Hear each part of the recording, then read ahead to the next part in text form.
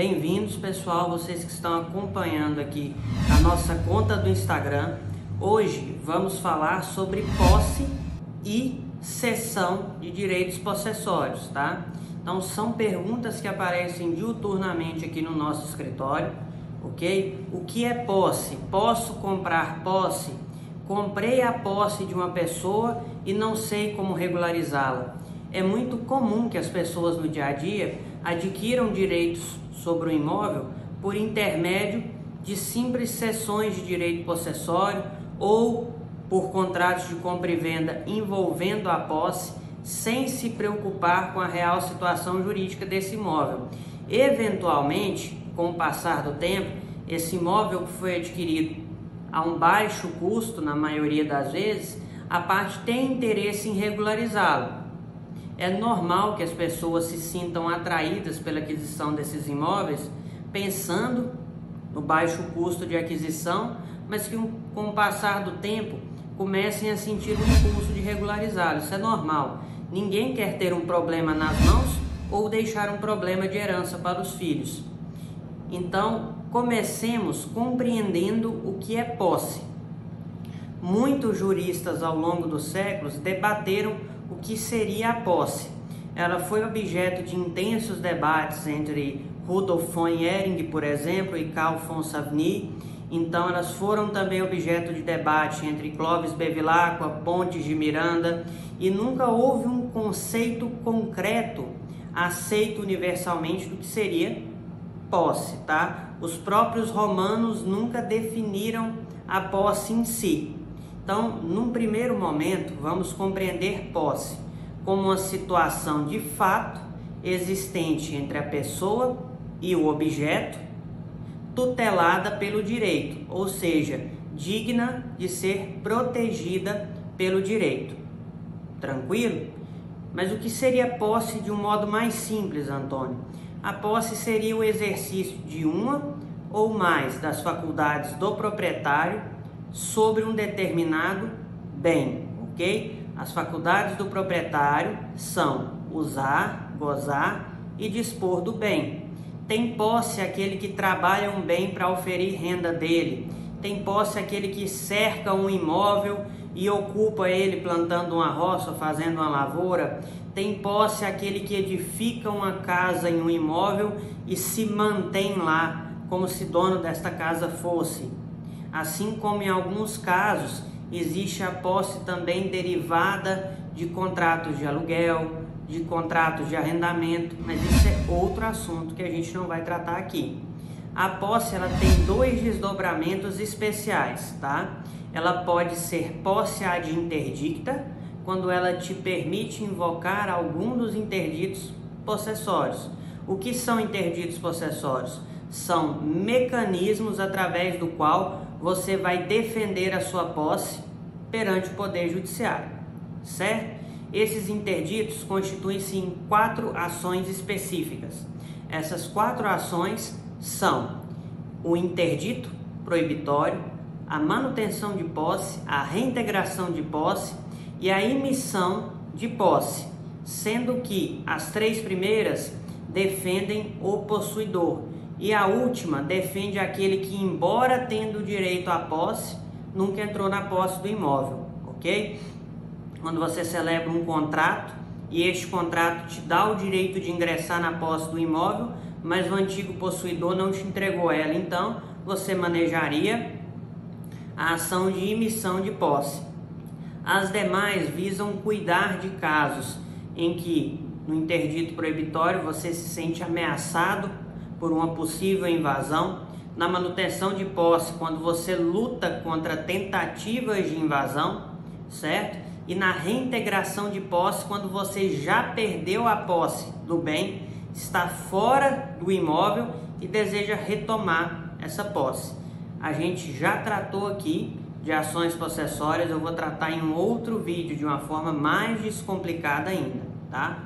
O outro desdobramento da posse é a posse ad uso capionem, que é a posse que preenche os requisitos legais para que você possa realizar o uso capião.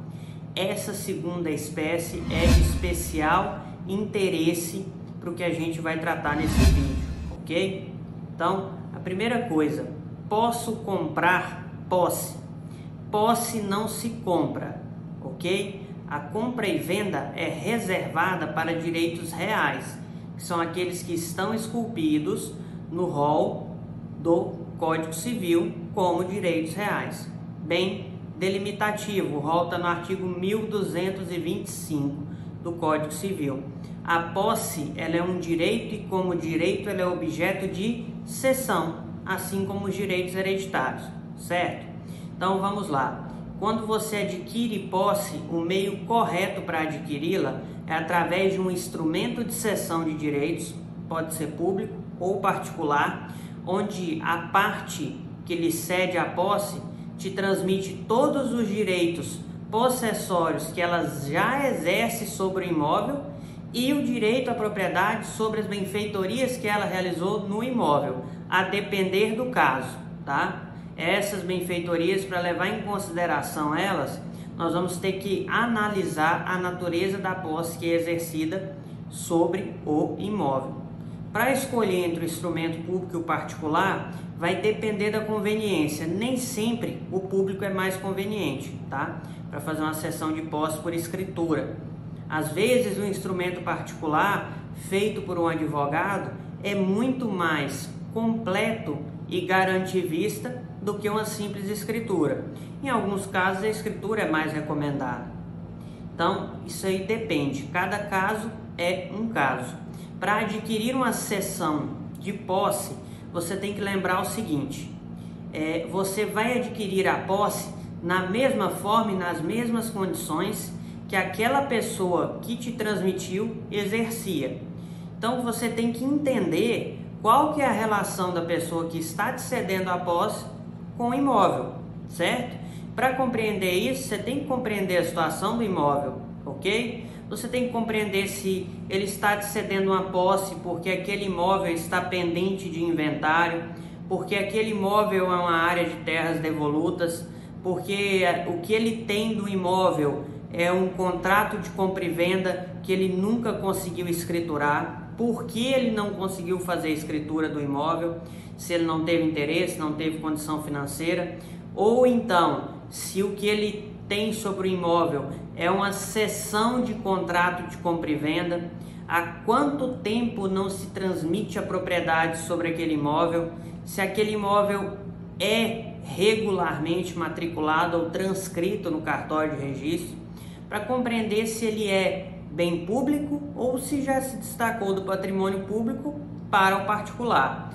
A posse exercida sobre áreas de terra devoluta, na maioria das vezes, é passível de regularização, contanto que ela preenche os requisitos legais.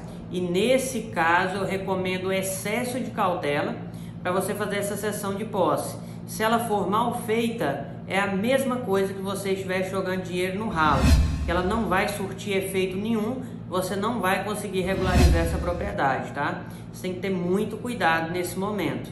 Outra coisa que eu quero te alertar são os casos de cessão de posse sobre imóveis cuja cadeia sucessória dominial está irregular. Aqueles imóveis que há muito tempo foi feito um contrato de compra e venda e aquele contrato veio rodando através de cessões de promessa de compra e venda, através de cessões de direito e já se perdeu a condição de regularizar ele mediante celebração de escritura de compra e venda ou mediante realização de inventário, que o último proprietário morreu há 30, 40 anos, você não consegue localizar os herdeiros, a própria pessoa que te vendeu não conhece os herdeiros, vocês não conseguem traçar de modo racional o nexo de transmissão dos direitos sobre esse imóvel. Você tem uma ideia de como ele ocorreu, certo? Esses casos são de especial interesse para a propositura de ações de uso capião, seja na esfera judicial ou na esfera extrajudicial, tá? Eu te recomendo, nesse caso, que se aconselhe novamente com o advogado, para que ele analise a viabilidade de uma das espécies de uso capião. A gente atualmente tem mais de 8 espécies de uso capião. no nosso ordenamento jurídico positivo, tá? E tem duas modalidades, que é a extrajudicial e a judicial, para que você já planeje o caminho que vai seguir e compreenda os custos desse caminho. Perfeito? Quando o imóvel for terra devoluta, você vai ter que compreender a natureza do processo para legitimação de posse ou titulação que você vai seguir, o tempo que isso vai demandar e o custo, para que você não seja surpreendido no meio do processo e não tenha o dissabor de não conseguir regularizar o imóvel e acabar ficando no prejuízo, tá? Existem casos também que a pessoa te oferece essa cessão de direito, que ela já está com o processo de uso capião em andamento ou com o processo de regularização fundiária para titulação ou legitimação de posse. Nesses casos, sim, eu te digo que é obrigatória a presença de um advogado para analisar esse processo, te dar uma real consciência dos direitos que a parte que está lhe oferecendo essa posse tem dentro do processo, da chance que essa parte tem de chegar no êxito ao final do processo, ou seja, de regularizar a sua posse em propriedade, para que você não compre gato por lebre, para que você não compre um direito possessório de uma pessoa que está perdendo um processo de legitimação de posse ou regularização, ou que está perdendo um processo de uso capião, tá? Necessário que você tenha consciência do que está adquirindo, para evitar um prejuízo maior, certo? Nesse primeiro momento, esse é um apanhado do que a gente poderia fazer a respeito da aquisição de posse. Outra questão interessante é que quando desta aquisição, você conhecendo a realidade do imóvel, conheça também a realidade dos imóveis confrontantes, dos imóveis vizinhos e tenha condições de assumir a posse e trabalhar o imóvel. Não compre posse por comprar. A posse é um direito extremamente agressivo e só pode ser defendida por quem efetivamente ocupa e trabalha o imóvel.